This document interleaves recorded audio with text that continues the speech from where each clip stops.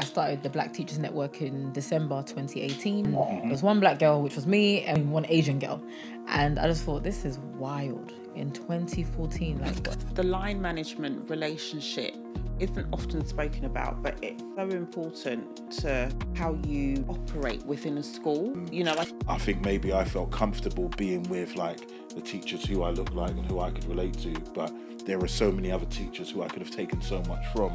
To quote, I believe in her borough, she had probably the best or one of the best performing schools, but she was one of the lowest paid head teachers. Yeah. Welcome to another episode of the SLT podcast. It's been a while. We took a tad bit of a break. Work was what do young people say? Work was working. So my apologies, but no, we're back. We're consistent. We have an amazing guest. Let me introduce the whole team. You know, it's me, Ziggy Moore, assistant head, more education, all that good stuff. We have my amazing co-host, Benko, deputy head, SEN education, consultant extraordinaire. Okay, I love that. Right. Yes. Yeah. We also have. Oh, now this is going to be long. We have. Oh Lord. Author, community organiser. Oh. You like that one? I like that one. Senko, international speaker. Oh. Yep. Who recently launched, along with Karen, on a Onanda. Black in schools. We have Kemi Oluyinka. Welcome, yeah. Hi, thank you for having me. Yeah, no, it's amazing. I've been wanting to touch base, and we didn't get the opportunity because it was coming to the end of term, and it was a lot to come to the book launch. Sorry, where was the book launch again? House of Parliament. Oh, sorry. Don't do that. Okay. Yeah, we were in there. No. I'll be honest. That was beautiful to see. Thank you. It was beautiful to see the input, how it's something that's being considered, how black teachers, black educators are being considered and thought about. We haven't had the opportunity to read a book. I flicked through it briefly, but it was lovely to see the support. It was filled to the rafters. You know when you get that FOMO. I got that FOMO where I just saw different people posting. I was like, so Nana was there, who was on the podcast previously. That's a good friend of mine. He's absolutely amazing. Yeah. Yes. SEN Bytes. Yeah, with Yannick, who I saw from Two School for School podcast. Well. We had so many. It was just constantly popping up. So amazing. Well done on that. Thank you. Yeah. So tell us a bit about your work and a bit about the book.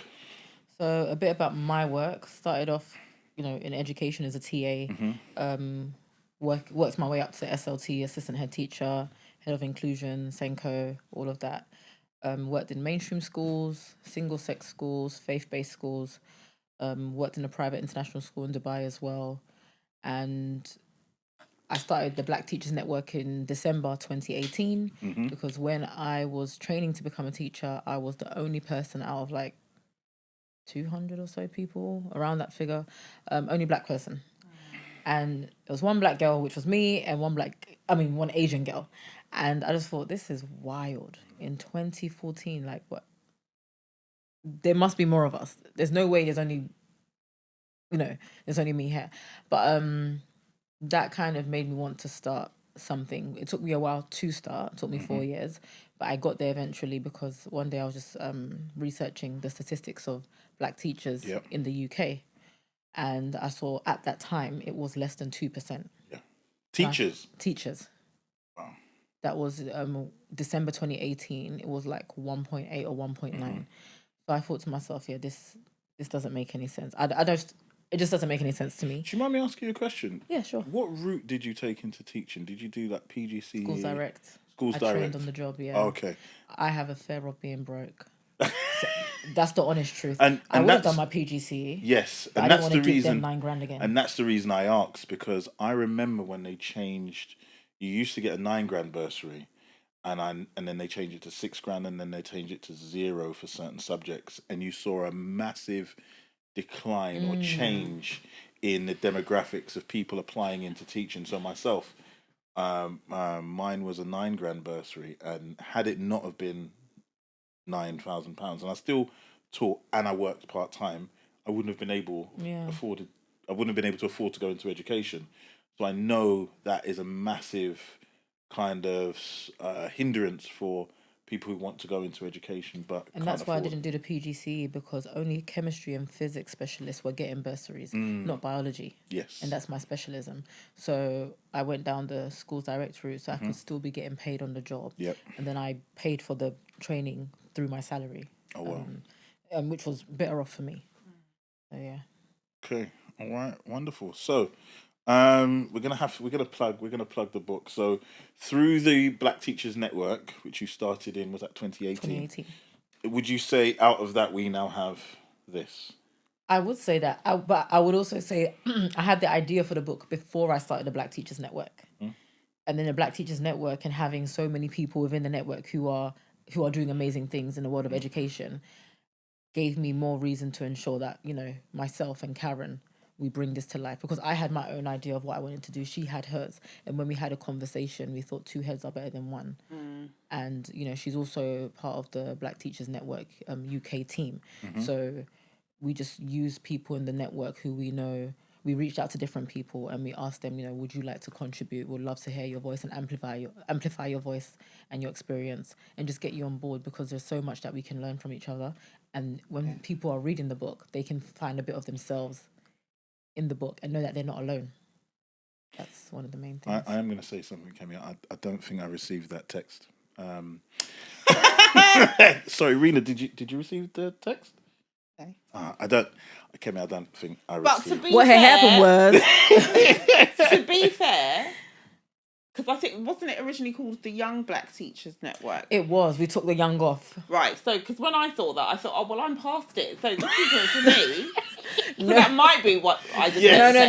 No. So okay, so No shade, sweetheart. no shade. I get it. It did start off as the Young Black Teachers Network, and then as time has gone on, I've realised that it's not.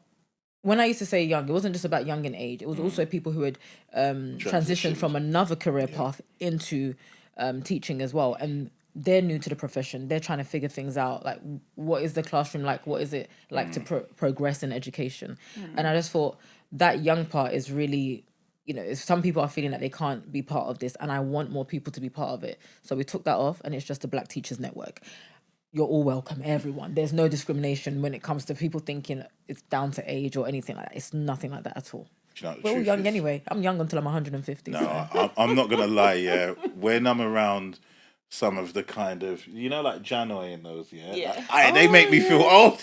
They make me feel, when I'm like, yeah, how old are you guys? Them guys like, I'm just turning 30. I'm like, oh my gosh, but we're just teasing. Janoi from Black Men Teach. Yeah. Shout out to him. He's doing great things. Him and Albert are doing great things. Yeah. Big up Albert and Janoi. We love what they're doing. So.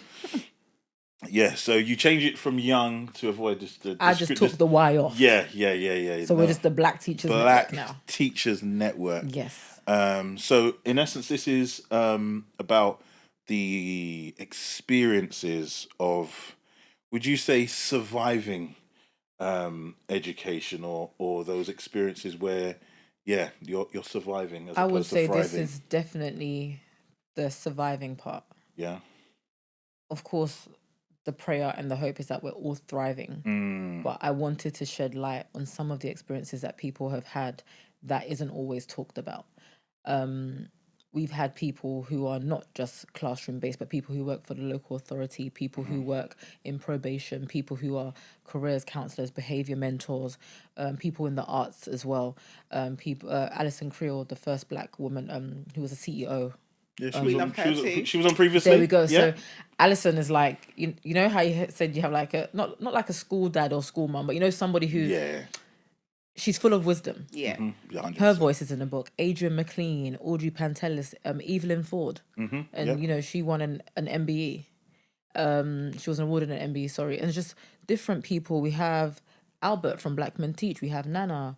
We have one of my friends who was in one of the actors in Top Boy. He's talking about the arts and how that plays a part in education.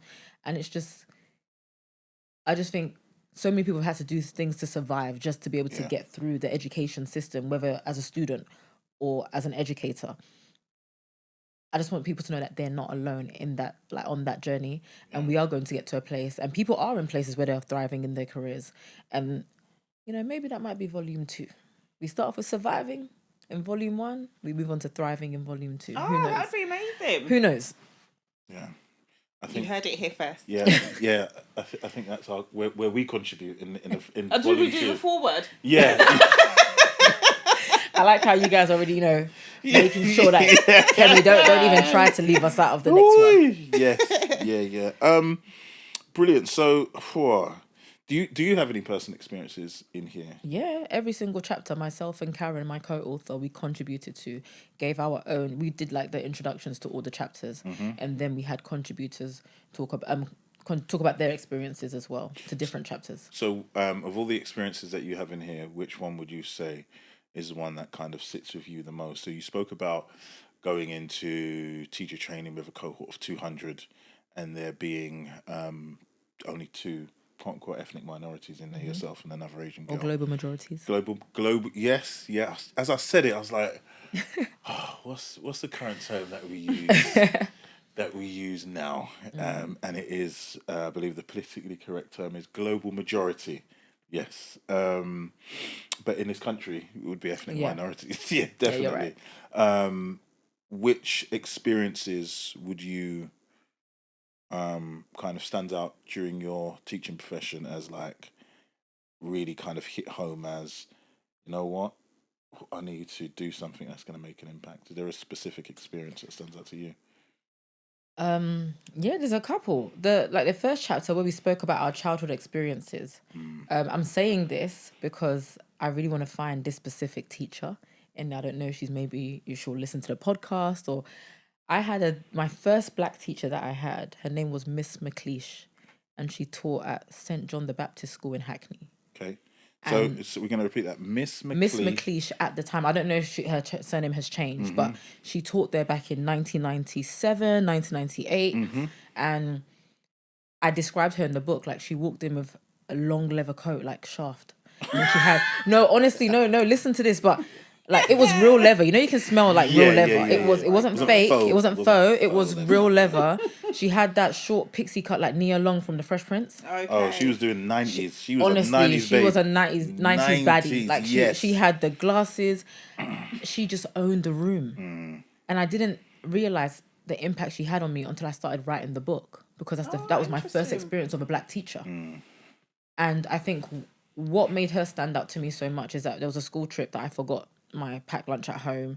Too scared for them to call my mum and like tell her, because my mum's Nigerian, she doesn't play. I've made this packed lunch, I've paid for it, and you're forgetting it at home, you're wasting. And then Miss McLeish took me to go and buy lunch, and she let me buy whatever I wanted. And I'm just like, all the other kids were like, you know, with our crusty sandwiches, and I'm just there walking into the pastry shop like, yeah. But then she did that for me. She was nice enough to do that. She didn't have to. Yeah. You know, one of the other kids could have maybe shared their lunch or something, but she left a lasting impact on me. So writing about her in the first chapter, that's something that has impacted me in my career journey as a teacher. And then also where I contributed to Black women in education, I found it hard and really, I don't know if I'm sure you can relate to this, and I'm sure I'll learn a lot from you on this as well. But my first senior leadership role was tough. And it left a sour taste in my mouth that I don't have a desire to do that again. Okay. I wanted to be a head teacher. But I'm just like, no, I don't want to be a head teacher based off that experience. Was that down to the people in SLT or governance or combination of the two? Number one, the role was a lot, and I don't shy away from hard work. That's fine. Being a SENCO, we know special educational needs and disabilities, and there's a lot of work that goes into it, because we're not just dealing with people in the school, we're dealing with a lot of external agencies. That's fine. For me, I didn't feel like I had that support that would help me to thrive in my role. I was really surviving. A prime example is you're meant to have maybe a line management meeting once every fortnight. in the year and a half I was in that role, I had like 5. Yeah. Goodness. But I was the only external member of SLT. Everyone else was internal who had been promoted. They worked their way up. So as an external, you can imagine that I don't know the systems here. I don't know how things work. So I'm going to need more support. Wow. And I just didn't feel like I had that. There were other members of SLT that were very supportive, that were lovely, but they weren't my line manager. Yeah. You know, they weren't the Wasn't that person who I official? It reported wasn't to. it? Yeah. And when you're in your first role, your first SLT role, and I've been given this opportunity because I had many rejections before I got this one. So many that I thought maybe it's not for me. So when I finally got this one, I thought, yeah, I'm going to show them what I can do. I'm going to show them that I'm the perfect person for this role. But I didn't feel like I could. I was just trying to keep my head above water, not even just, I wasn't swimming. I was just trying to stop myself from drowning. Yeah. Surviving. And yeah, I feel that. So the two things that really stand out to me in that book from my own experiences was my childhood experience with Miss McLeish, and then also my first experience as a senior leadership team member. And it's interesting because I think the line management relationship isn't often spoken about, but it's so important to how you operate within a school. You know, I think a lot of people see line management as a tick box. Okay, yeah, we've spoken, we've talked about your objectives. What's next? But you know what you've highlighted is in the absence of that, it causes bigger problems for you in order to be able to do your job effectively. Yeah, it's really interesting. It's a shame though. And some people have spoken to me and said, don't let that one experience put you off SLT, because Yes. you can do it and you've shown that you can do it. So I'm hoping maybe if given the opportunity, or if I go down that route again, it will be a better experience. Yeah. But yeah, I don't know. Yeah. No. That line management thing, and making sure when you are a senior leader working as part of a cohesive team, and making sure that everybody sees that's how you operate, your door is open, there's a conversation to be had, is so important, because without that you can very quickly become isolated. Very, very, very quickly become isolated. There's times where I have become, it's only as a senior leader I was reflecting back on my experiences in the school. I was there for like 2 years, and I was like, I don't ever remember having a line management meeting with That's anybody. wild. In 2 Like, years. I don't vividly remember like setting targets, setting goals, so on and so forth. Anybody asking me, like, okay, so like, what are the next steps you'd like to take in your career? I don't remember doing it, and it's something I do. Yeah, every small term, so like every kind of the six Yeah. to 8 week term. Yeah, standard, and it's really nice to when you're able to see people who are achieving their goals and people ticking things off, and like as a lineman that you've been able to support, you've been able to kind of push for them and advocate for them, in a way. And so yeah, I would say kind of piggybacking on that, if you are hoping to go into senior leader, or you are a senior leader, how important that is, because, and I really do hope you do go back into it and you don't let that impact you, because yeah, you're not the only one. I've been in places where what's a line management meeting, and it's reflective of the school and the institution. To be honest with you, it is. I think it is. Yeah. Yeah, the flip side is where you have instances where line management meetings are weekly, which for some people they find that a little bit too intense. Yeah. Because it doesn't give big enough of a window in order to Action the things you've put in place or something. Yeah, and it almost becomes like a chore. Like, oh my gosh, I've got to meet with the line manager. You know, it's about finding that balance. Yeah. I think. Yeah. No, I agree. But yeah, I don't think you should write off senior leadership. Maybe. Well, let's see how it goes. I'm a new mum, so trying to find my feet. Thank you. So maybe as I continue to find my balance, my new normal, then yeah, that could be something I go into again. And I think also what that kind of leads into, and it's something that's becoming a lot more prevalent, not just in teaching, but across the board, where we're thinking a lot more about kind of mental health and resilience. The retention, I don't have the figures, but I know generally the retention rates of teachers aren't great. So they say like within the first 2 years, I think it's 20+% of teachers are gone within the first 5 years, over 50%. But I'd like to know where it is for like black teachers, because I think the pressures on black teachers without that, things like the Black Teacher Network, mental health, resilience, yeah, it's difficult. It is really, really difficult. Do you have any stories kind of that come back within the Black Teachers Network, or your own in regards to, yeah, surviving? I think for me, I didn't realize how important my mental health and well-being was until I got into that role. I knew it was important, but I didn't, the reality of it, because throughout my whole career, I've been fine. You deal with it, you get on with things. I did have support in previous roles, previous schools. When I was working in a PRU, particularly, I had very good support from the head there. So coming from that and going to not really having enough support, and I just felt like I was always bringing my work home with me. So there was no cut-off point for me. It was just work. Working on, Friday evening. It'll be me and the caretaker leaving the school building together. He'll be like, I need to lock up the building. I'm just like, yeah, just one more email. I need to, before tomorrow, there's another meeting. There's this happen. There's a safeguarding. Looked after children, social worker. There's always something. And then I remember my husband telling me one time, like, do not bring that laptop back into this house. Good for him. Just enough is enough. You're working, you're getting to work at 7 a.m. You're leaving there at 8 p.m. You're not. Sometimes I wake up at like 2 a.m. and remember something. I'm like, let me quickly write down that I need to do this or do. And he's just like, you're not even sleeping properly. Yeah. And I think that's why the Black Teachers Network is so important to me, because I want to feel supported and I want other people to feel supported. And I always say that if I'm not the person who can help you directly, I will point you in the right direction of someone who can.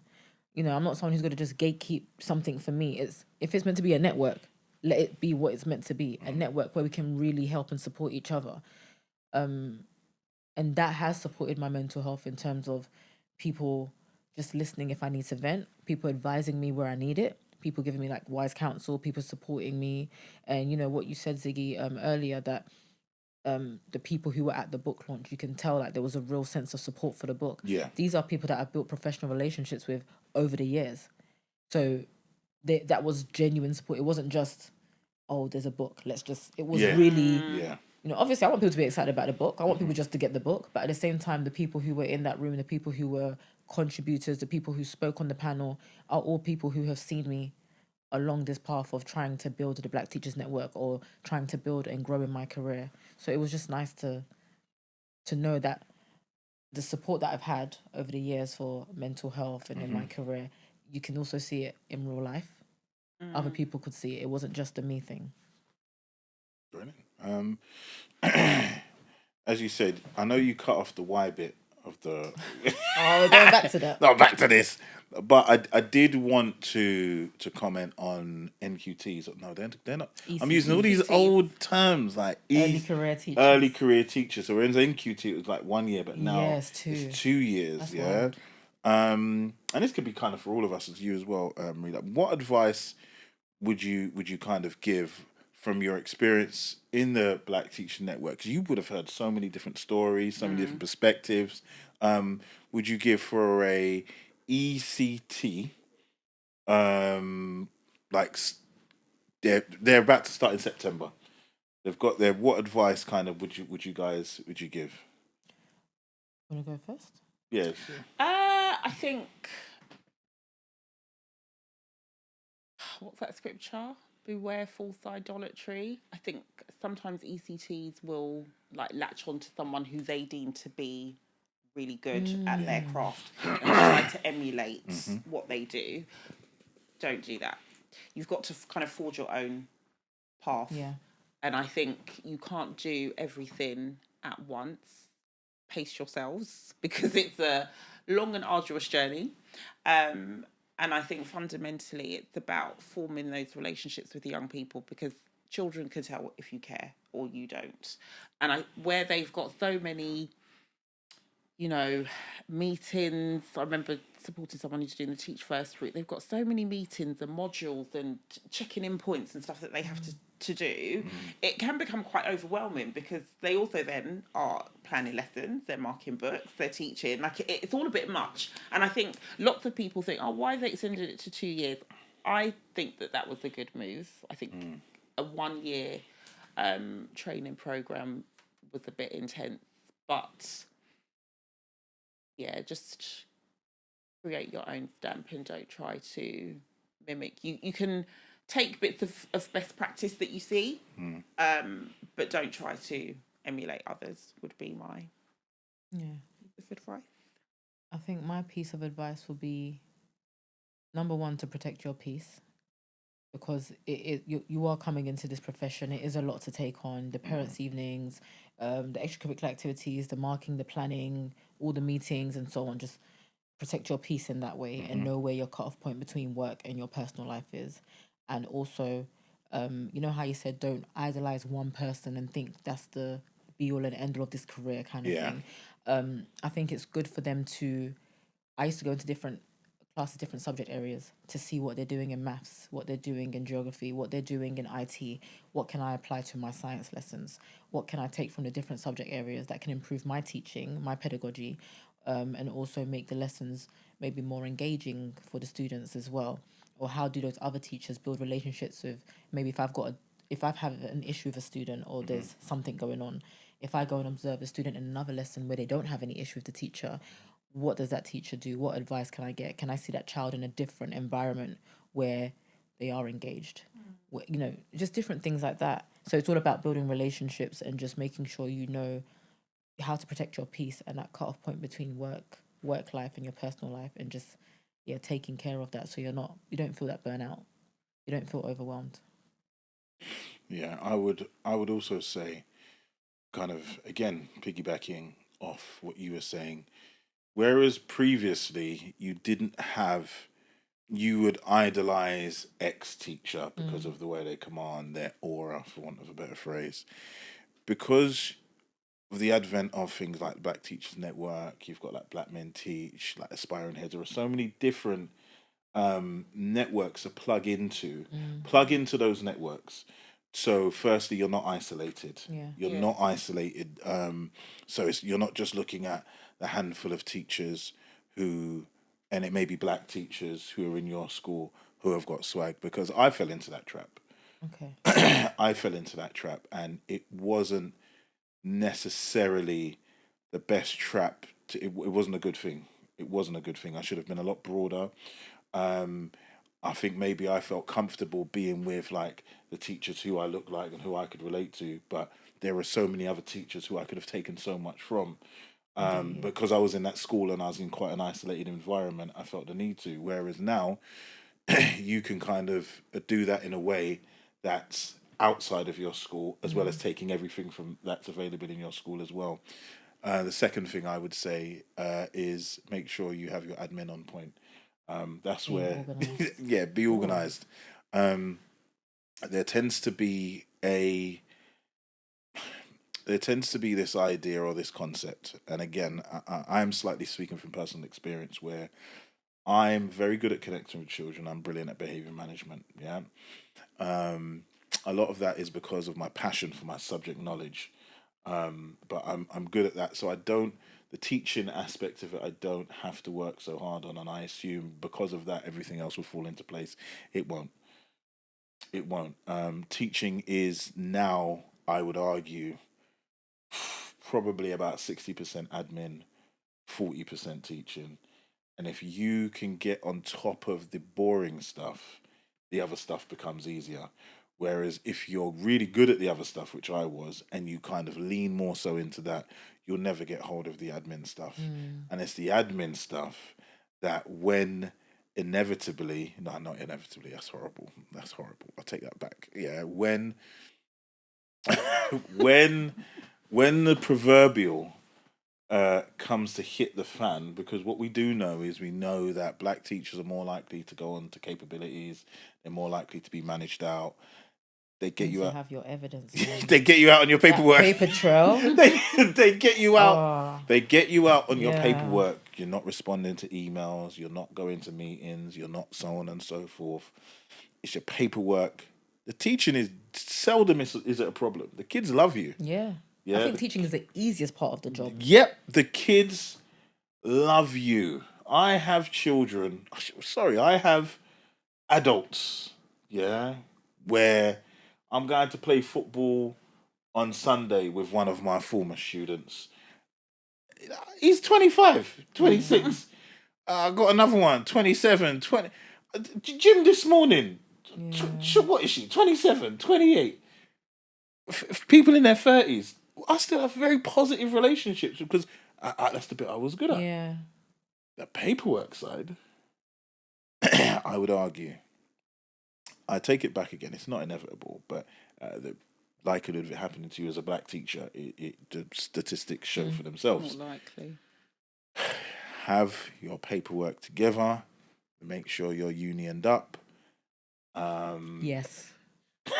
Sorry, the way I have it. Yes. Yeah. Yes. Yeah, make sure you're unioned up. Whether me, no union. No, I'm not giving them my dues. No, that was me, you need idiot, to join a foolish union. boy. Yeah, whether you agree with their political stance or you don't, it's not the point. Pay your dues, get your things, and make sure your paperwork is together. Because 20 years down the line, almost 20 years, I've just picked up. And that's because I've had a very, very good mentor / head teacher who has taken her time to really show me, Ziggy, I can hear her voice, get your stuff together, get your paperwork ready. Yeah. I like that. Yeah. So, it really made me go back. So, you've kind of spoken about Volume 2 and us writing with the forward. Sorry. No, I did not say that. Look at you trying to... We did. Oh, okay. Oh, sorry. I'm saying, I'm hoping, we don't know. I don't know what's going to come next, but I would Yeah. love for there to be a follow-up. I just don't know what the future holds, but maybe we'll see. What would you like the lasting impact for your book to be? I want this book to really not just change policy, because policy is just a whole bunch of documents on the websites and so on, but change the mindset of those in leadership, those who are making those strategic decisions. And I want it to change the culture of schools and organizations. I don't want it... From what to what? But we are diverse. Right? It's a tick box. So we are truly inclusive. We value you, we hear you, we respect you, and we are making a difference. We're changing things, not just as a one-off, but to ensure this is sustainable and it continues to change in a positive way. For me, it's everyone's all big on DEI. We know that, right? Yeah. But it doesn't... It's not married. They don't marry it well. Some schools get the diversity part right. Oh, but we have black teachers in middle leadership, senior leadership, and so on and blah, blah, blah, blah. But then those voices aren't heard. The decisions, they don't really have a say in the decisions that are being made for the betterment of the school or the students. So, not in all cases, but in some. So I really want, if you're going to be diverse, also be inclusive. If you're going to try and, there's a lot of equality here, there has to be equity. Let those things marry up. Let them actually match. Sorry, what do you mean by equity? So what I mean by equity is we don't all have the same starting point. Yeah. If, I don't know how to say this in a simple way. You can say it plain. You can be raw. You can I don't want to be too raw because I want to still get a job. No, but I mean, okay, let me give you this example. I worked in a school where me and this person had exactly the same amount of years of experience. Yeah. We left uni with the same degree, like the grade or whatever. We did the same training route, right? We both got exactly the same result. His going into his NQT year, he started on M5. Goodness. I am going to now challenge you. I started on M1. I'm going to challenge you.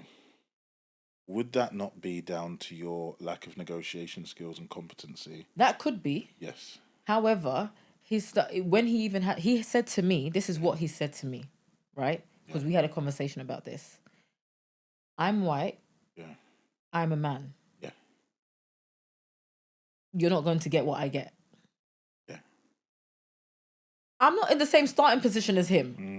I'm not white. I'm not a man. Yes, you're right. I have learned ever since then. I have never taken the first offer. Yeah. Ever since then, right? I've never taken the first offer. But at that time, I just thought this. Not fair. It's not fair. Yeah. It's not fair. I'm black and I'm a woman. Yeah. I'm not. Yes, that can be a disadvantage, and I'm not saying it's not. But I don't want to always see myself at a disadvantage. I want to try and put myself in the best possible position. But it hasn't worked in my favor. I think when we had Alison Creel on, she spoke about a mad disparity with. Yeah. You know, black teachers tend to earn 4 to 7% less than white teachers in general. Yeah. Hers was like, if to quote, I believe in her borough, she had probably the best or one of the best performing schools, but she was one of the lowest paid head teachers. Yeah. I don't have the same starting point as you. There's already things in I didn't go to a public school or grammar school or or private school. I went to a state school. So what maybe I might need to kind of help me or push me along the way further is not the same thing as what somebody else or what that guy who was on M5 or whatever, what he might need. Yeah. And that's the same for us. We see it as, special educational needs, as Senkos, we see it all the time. What a student with autism needs is not the same thing as what a student with dyslexia needs. Yes. Yeah. We still want them to reach the same destination, but it's a different pathway, it's a different route. Somebody might need more, I don't know, they might need manipulatives in maths, or someone might need more of a TA support. It depends. They might need a timeout. They might need a fidget toy. What is it that they need? How are we making sure that we want them to at least start on the same level playing field so they can get to where they need to go? That's the same thing that we need for black educators as well. Courses for courses. I hear you. Okay, no. Yeah, and the SEN landscape is an interesting one because I have attended and spoken at many conferences, and it never ceases to amaze me how underrepresented we are. Oh yeah. Let's not get into that one. Oh, okay, let's stop. Because I know it really does bug me, because it's our same students, our same children, black children, who will be excluded 4 times more likely black boys than any other race, right? And I remember working in a Peru, a lot of my students, 90% of them were black boys. They had an underlying special educational need that was not met. Yeah. If that was addressed, not when they're in year 10 and about to do their GCSEs, if that was addressed earlier on, there's so many things we could have avoided. That's not equity. That's not inclusion. So yeah. All right. No. Do you have any final thoughts in regards to? No, actually, you've kind of shared your final thoughts. Let's get into the business. Get the book.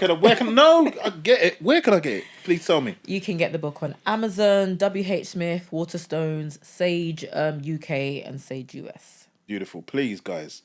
If I would say, and I'm not gonna. If you're an educator and you're in education, we've got a lot of people from. A lot of people kind of follow us and comment. So even think about if you're in recruitment. We've got a lot of people who are in recruitment, and they may place educators and so on and so forth. If you're in senior leadership, if you're in local authorities, please go and buy this book and have a read in regards to what your perspective is, because I'm fortunate enough where I have educators from a range of different backgrounds who will speak to me and ask me genuine, really want to understand what is the perspective of a black educator, what is the experience, and this will give you an experience and an understanding, whether you agree with it, whether you don't agree with it, whether there are bits. I think it's important that you have a read and you gain this understanding. So what I'm going to be doing is, when I'm going to meetings, I'm going in certain head teachers' offices, and I'm going to be looking out for this. You know, when you have, you're supposed to have those displays Yeah. in schools, like what are you reading at the moment? Yeah. When you go around Ofsted, you should be looking on the walls. Is this one of those books that is being read, is being discussed on LinkedIn? Are we having think pieces on this book where people are reading it and giving their thought pieces on this? Things you may take that are positive, things that you may take are negative, questions you may want to ask. And just to add to that, in every single chapter, we have big questions because we want people to really reflect and think about what is it that you're doing or you're not doing. How can I improve? Oh, I didn't consider that before. Maybe I should consider that in our new, I don't know, school improvement plan and things like that. So hopefully those big questions will really will really make people reflect and think about what it is they're doing. Because there are some amazing educators of all different backgrounds and races, but I am finding that there is a slight struggle to ask, or discomfort to ask these questions. And I think as educators, broad-minded, we need to begin to be comfortable to tackle them. And I think this is a brilliant starting point. Thank you. Getting ready for September and your inset days. Use some of these questions in your inset days, in your SLT, little hubs, where you're thinking about certain things about your school. So go out, buy this. You know what time it is. Right, let's wrap this up. Thank you so much. Thank you. For coming down and discussing your book and discussing the amazing issues. Thank you. All right.